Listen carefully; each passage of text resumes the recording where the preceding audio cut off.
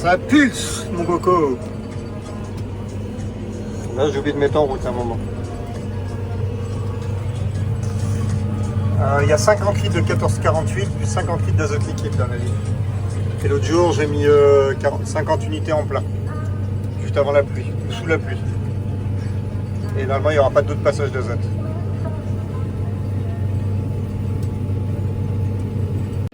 Vous l'avez vu, je suis en train de passer le strip till. On va essayer de faire en 3 minutes, essayer de vous montrer et d'expliquer pourquoi je passe le strip till et quelle est l'étape suivante, on va dire, dans cet itinéraire technique, mais quel est l'après strip till, c'est-à-dire se passer de cet outil.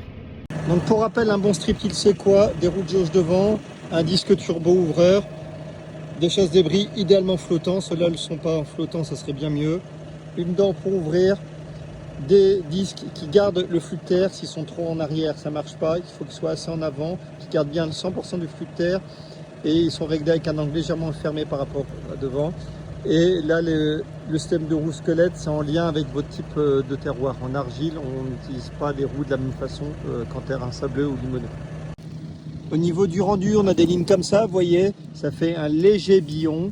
Il faut ça, il ne faut pas que ça soit plat au moment du passage, sinon que la terre va se rappuyer, vous aurez un sillon négatif.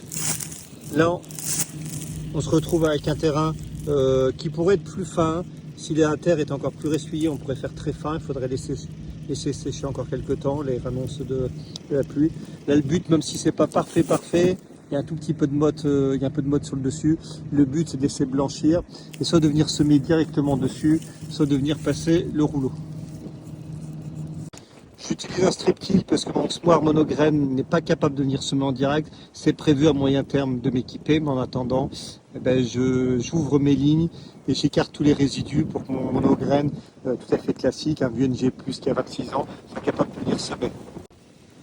Le but à moyen terme sera de venir semer directement ici, puisqu'on a des conditions de semis pour semer en direct qui sont plus rapides que pour venir faire un travail du sol, même localisé. Vous voyez ici, il suffit juste que les 4-5 premiers centimètres soient bien ressuyés comme là, et on pourrait venir semer en direct sans encombre. Le maïs s'y fait bien, par contre avec le tournesol, attention, c'est beaucoup plus technique et c'est très compliqué de faire du tournesol au semi-direct.